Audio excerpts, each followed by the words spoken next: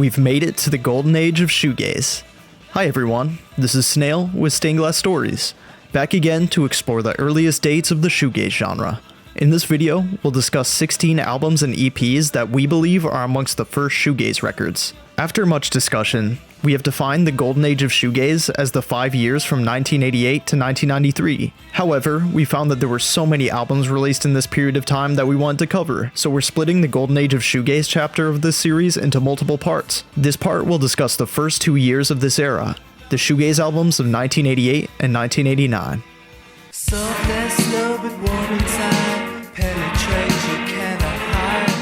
Before we get to our list, we wanted to explain how we define shoegaze. While there will never be 100% agreement on the bounds of a genre, we looked at 12 different attempts to define the term and identified 3 common themes. Number 1. Shoegaze music pushes the limit of the guitar, whether it be through distortion, reverb, feedback, or all of the above. Shoegaze music creates an enormously dense atmosphere that transcends traditional guitar riffs. Number 2. Shoegaze music blurs the lines between instruments. Oftentimes, but not always, the vocals are obscured to a point where one cannot discern them from the cacophony.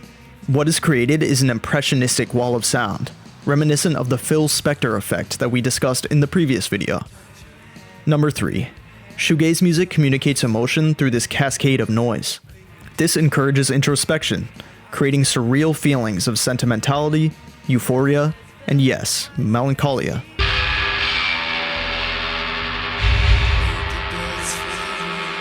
While all of the bands featured in this video have at least 1 or 2 of these characteristics, they were able to develop their unique styles and sounds. These are bands that have been associated with the shoegaze scene, yet they sound vastly different from one another. The term shoegaze is just one descriptor, and it is not our attempt to pigeonhole the diverse sound palettes of any of these groups. As a matter of fact, in the late 80s, the term shoegaze hadn't even been coined yet. One last item to note before we get into the bands, we split the albums on this list between those that we think are shoegaze and those that are shoegaze adjacent. Of course, some subjectivity goes into this, but we thought it was important to acknowledge which artists are directly associated with the scene and which ones are more of an outside influence. Now that we've stated our rationales, let's get to the list.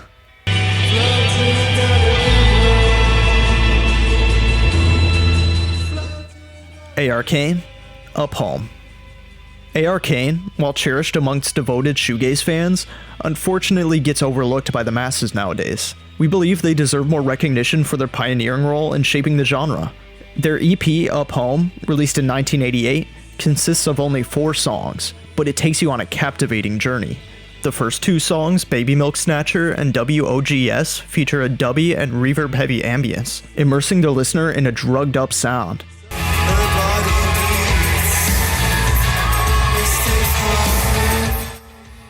The third track, One Way Mirror, stands out, opening with an encapsulating pulsating beat and trippy jangly guitars accompanied by female background vocals. The record concludes with the very ambient and spaced out track Up, allowing the album to linger like a vibrant daydream. It's an unconventional fusion of funk elements, 80s pop, and hazy guitars that range from sublime, cathedral-like sounds to almost danceable moments. Their incorporation of elements of soul music adds another unusual yet highly rewarding dimension to the songs, one that hasn't been explored by many ever since.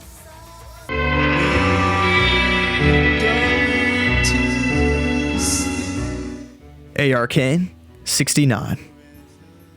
We're back with A.R. Kane, this time with their debut studio album, 69. Though we technically classify this album as one of the first shoegaze releases, we say this with the caveat that this album transcends any specific genre classification. This album is one of the most hazy, bizarre projects on this list, pulling in an eclectic list of influences like dub, jazz, and avant rock. One can hear some of the strangest connections in this album. It's a bit Sonic Youth, a bit Can, a bit Public Image Limited, and maybe even some Cocteau Twins and Miles Davis.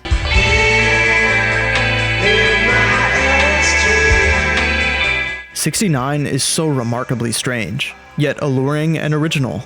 You have tracks like Sulliday, which is shaped by waves of feedback and a dark pulsating percussion. Some tracks like The Madonna Is With Child seem to lack any sort of rhythm, but this opens the door to new possibilities uninhibited by time. A personal favorite on this record is Spermwhale Trip Over, which has a low-key, sort of otherworldly warmth, colored by background guitar jangles.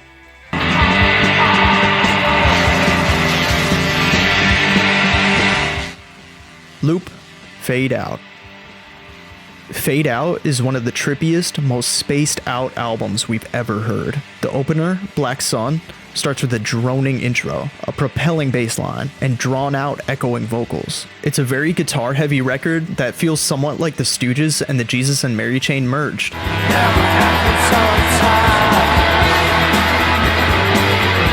The oftentimes monotonous drums and psychedelic guitar loops on songs like A Vision Strain or Pulse might exhibit a somewhat repetitive quality. However, when they're paired with harsh dissonance and an overall sort of windy ambience, they manage to create a soundscape that can only be described as hypnotic. Falling on the noisy, space rock adjacent end of the spectrum, they're often named along Spacemen 3, whom we will get to later. The final track, Got to Get Over It, features a scratchy, very groovy guitar line that somewhat sounds like 80s garage rock with distant, gritty vocals. Listening to Fade Out easily manages to catapult you into a trance-like state, working its magic without the need for any substances.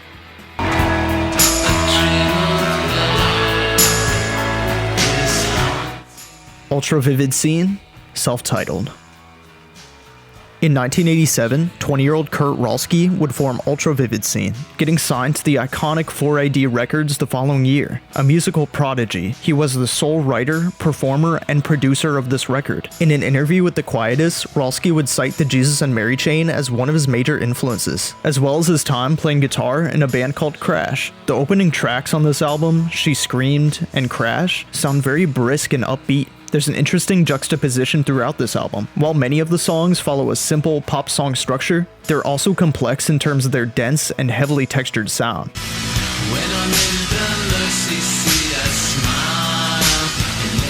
For example, the psychedelic sounding track, Mercy Seat, is flooded with buzzsaw guitars. Later on, Bloodline is a slower, acoustic sort of alt-country song. The album seems to allude to themes such as religion and drug use. Rolski's influences are wide-reaching, and he manages to avoid sounding too derivative of any sort of sound or style.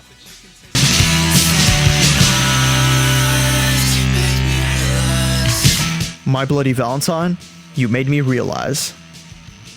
My Bloody Valentine are often hailed as the godfathers of shoegaze. In fact, their approach to creating sound has essentially become synonymous with the genre. While the often rather jangly melodies of their previous EPs are still somewhat present, You Made Me Realize, released in 1988, is where they took the noise to another level. This record departs from conventional guitar playing, piling on a plethora of effects. MBV created layer upon layer of sound, with each adding another dimension to the sonic texture, instead of following any traditional songwriting norms. The title track, You Made Me Realize, features an extremely dense midsection, colored by various distortion effects and deafening guitar feedback. In live performances, this section would often extend more than 10 minutes.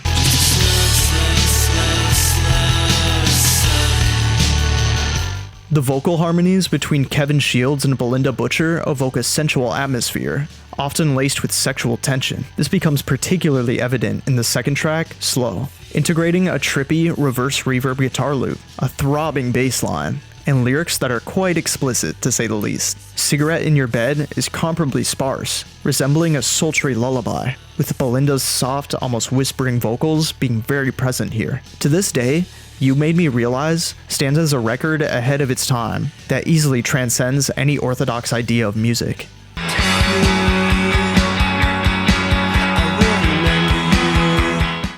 My Bloody Valentine isn't anything. After the groundbreaking release of the You Made Me Realize EP, it was time to venture back into Creation Records to record the first studio album. What My Bloody Valentine recorded was one of the most surreal, raw, nymphomaniac's dream of an album. How did MBV create such a sound?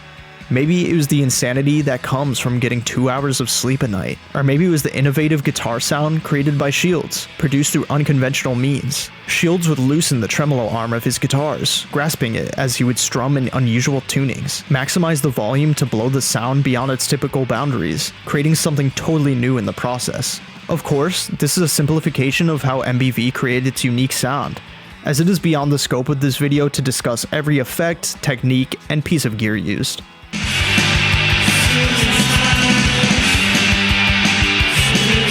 Isn't Anything is awesomely weird, like a fragmented altered state of consciousness slipping from one vivid experience to the next. The album begins with Soft as Snow, but Warm Inside, a song totally about igloos and nothing sexual. While we've been focusing most of our attention on Kevin Shields, let's not forget the rest of the band's contributions to the vivid sound. Colm's percussion aggressively pounds, driving the music through time and space. Just listen to Nothing Much to Lose to hear him striking like a machine gun. Deb's bass often sounds sinister, frantically pulling the listener from one dimension to another. Sue Is Fine showcases her ability to build tension between verse and chorus. Then there's Belinda's otherworldly vocal presence, often sounding stream of conscious and sensual. Lose My Breath is one track that embodies her unearthly aura. When her voice blends with Kevin's, it creates an androgynous sound, oftentimes difficult to differentiate between the two. This album debuted in 1988, but it continues to sound remarkably original and fresh.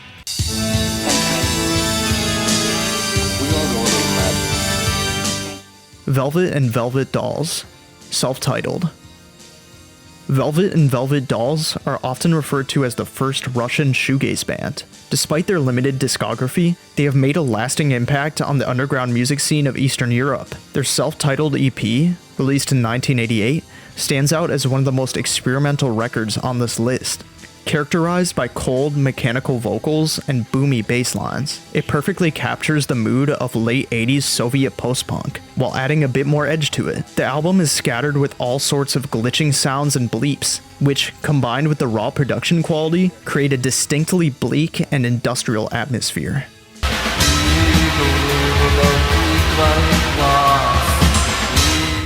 This 5-track EP is driven by rigid and repetitive drum loops, accompanied by cold, distorted guitars and samples. The second track, Hitchcock's Theme, samples a spoken word section from the 1960 horror movie Psycho, underscored by organ-like synths. Minimalistic and electronic, almost dark wave reminiscent elements dominate the first half of the EP. It takes a noisier turn on the last two tracks, Needles and Electric Weeding, adding psychedelic elements to them.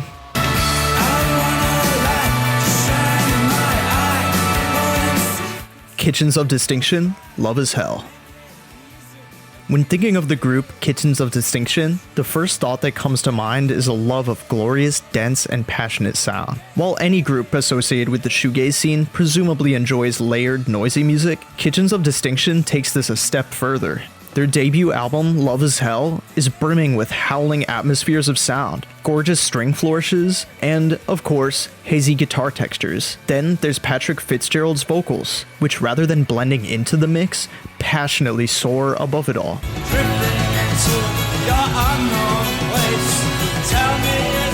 Despite being just a trio from London, the sounds they create would make you think otherwise. The third time we open the capsule begins with jangly guitars, but by the chorus, the listener is enveloped with a warm ray of sound. Perhaps the noisiest track on this album is Her Last Day in Bed, which seems to tell the story of an ailing woman's last day of life.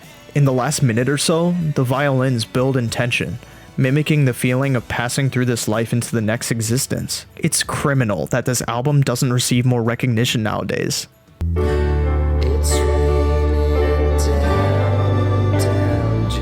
The Telescope's Taste. The Telescope's debut album is quite an auditory roller coaster. Its dreamy opener, and Let Me Drift Away, subtly leads you into what becomes a manic and unfiltered explosion of sound by the second track, I Fall, She Screams. The Telescopes pull no punches here, delivering a relentless wall of noise reminiscent of bands like Husker Du or the early works of the Jesus and Mary chain, and merging it with psychedelic elements.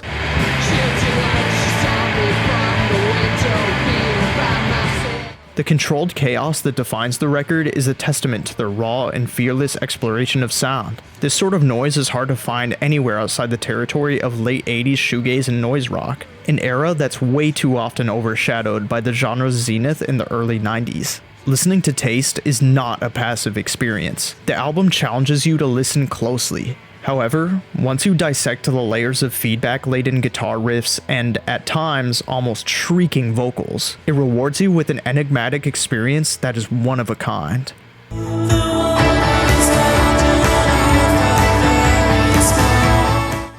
Pale Saints, Barging into the Presence of God.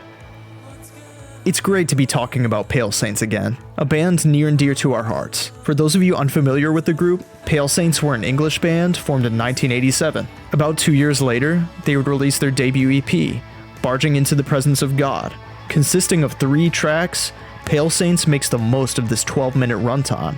Each song is quite different from one another, but they are all compelling in different ways. The musical elements in Sight of You work really well together, whether it be the swirling guitars, organ intro, or the punchy and rhythmic bass and percussion. This song seems to carry a special meaning for the lead singer Ian Masters, who would upload a music video for the track more than 30 years later.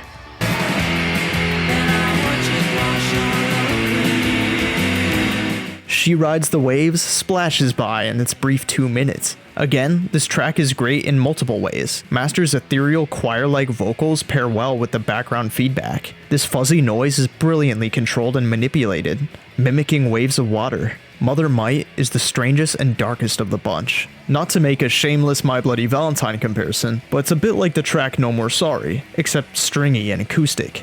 Throughout the song, one can hear this weird atonal tremolo picking sound that creates an eerie quality. Horns enter the mix, making the song even more haunting. Very strange indeed, yet equally original and interesting. This album was a strong debut for the group, immediately showcasing a diverse sound palette and innovative songwriting.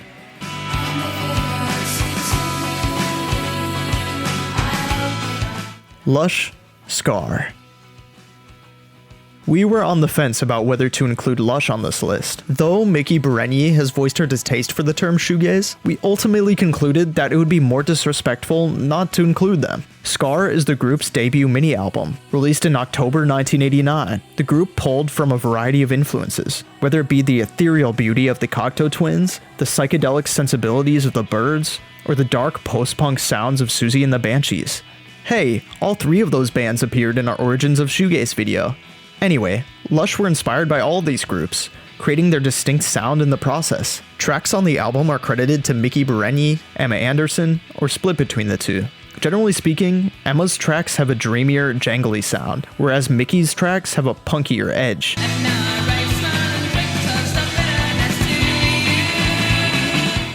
While each track on this album has its unique twists, turns, and textures, Bitter is one highlight. It blows past you in its 2 minutes, dripping with attitude as the percussion thunders along. Ethereal is another favorite off this record. As its name suggests, there's such an elegant, almost ghostly element to this track, created in part through Miki and Emma's harmonizations. The guitars on this track sound crystalline, like the audio equivalent of flawless jewels of all shapes and colors shining in your eyes. The whole album is full of surreal moments like this, making it a gorgeously heavenly experience.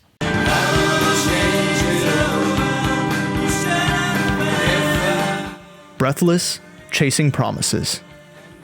Chasing Promises is a delicate record that, unfortunately, has slipped into obscurity since its release in 1989. While it certainly has its noisier moments, it leans towards the dreamier side of the spectrum for the most part. Vocalist Dominic Appleton might be most recognized for his involvement with This Mortal Coil, an 80s music collective that featured a lot of artists within the dream pop and gothic rock realm. One can hear how Appleton's time in This Mortal Coil influenced the sound of this record. The first 2 tracks are rather laid back, and almost sound like you threw the ethereal, wave-like sound of Cocteau Twins and Modern English's post-punk rhythms and bass lines into a blender. Better Late Than Never is another calm and somber track, introducing synths, heartfelt vocals, and jangly guitars.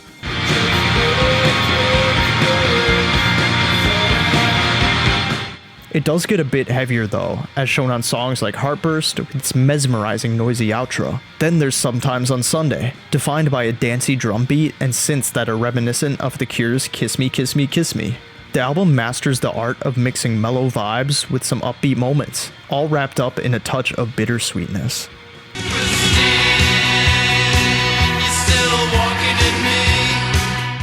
The House of Love, self-titled.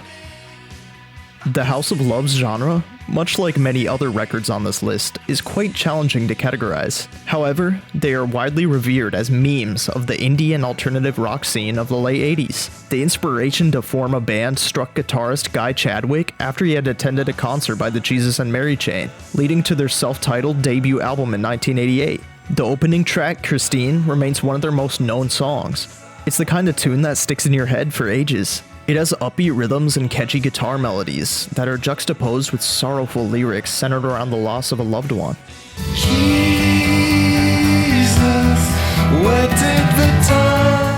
The album presents a subtle mix of breezy jangle pop melodies and deeply melancholic lyricism. Man to Child is a calm track that revolves around the struggles of aging and the yearning for hope in life.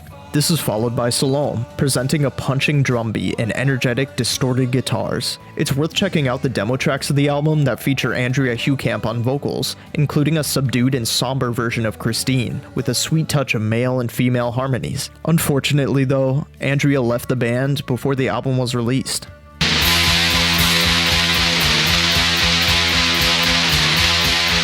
Spacemen 3, Playing with Fire.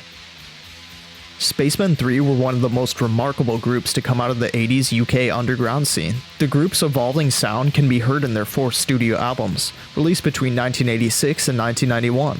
In their relatively short time together, Spacemen 3 bridged the droning psychedelic sounds of the 1960s to the emerging shoegaze sound of the late 80s. While any of their 4 albums have their unique influence and sound, we'll be discussing their 3rd album, Playing with Fire, in this video. Gone is the heavy garage rock sound of their debut record, inspired by groups like the Stooges and the Velvet Underground.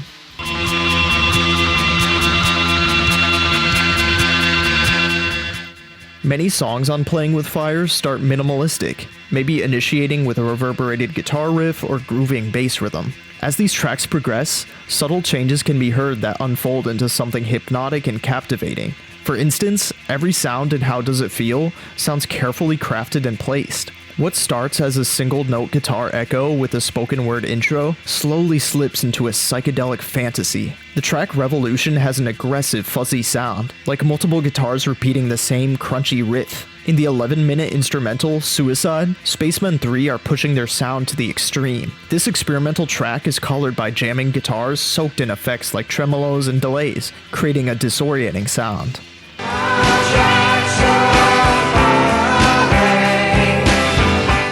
Galaxie 500, On Fire.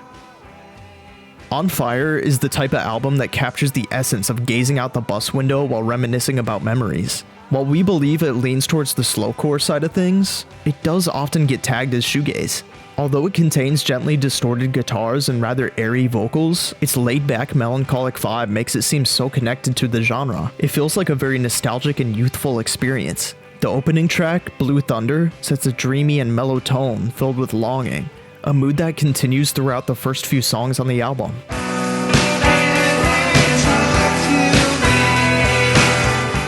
Decomposing Trees is where it gets a bit lively, featuring rockish guitar chords and a sax solo. Leave the Planet is a jangly tune narrating the story of simply running away and taking nothing with you, while Isn't It a Pity is all about being caught in heartache. The whole album seems somewhat like a coming-of-age story, revolving around topics such as escapism, broken hearts, and the struggle of feeling out of place while trying to fit in.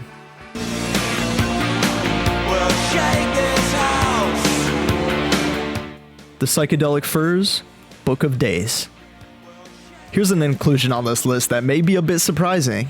Unlike many of the other groups on this list, the Psychedelic Furs were already a well-established post-punk and new wave outfit before recording this dreamy project. By the time Book of Days was released on Halloween 1989, the group had been together more than a decade and had 5 previous albums under their belt. Richard Butler's distinctive baritone voice pairs well with a blurry wash of guitars.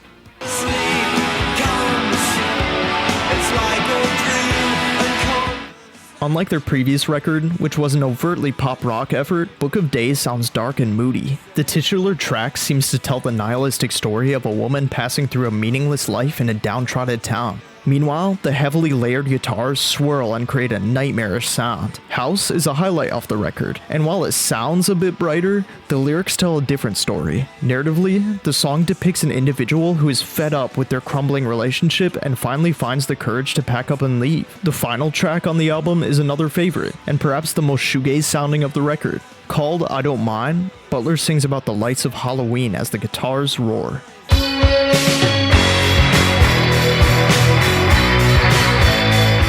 As we wrap up the first part of our series, we want to thank everyone who has joined us on our journey through the mesmerizing world of shoegaze. We also want to hear from you about your favorite albums from this era. What are some hidden gems that everyone should listen to? Feel free to share your thoughts in the comments below, and stay tuned for the upcoming part of the series, where we promise to delve into many records you might still be anticipating. We haven't even gotten to Slow Dive, Ride, Catherine Wheel, or Chapter House yet. For a deeper dive into the roots and influences of shoegaze, be sure to check out our previous video. A massive shout out to our patrons Henry Hoyt and Jim Veneria. We deeply appreciate your support. If you enjoy our content, don't forget to like, subscribe, and hit the bell button for your regular dose of shoegaze and alternative music insights.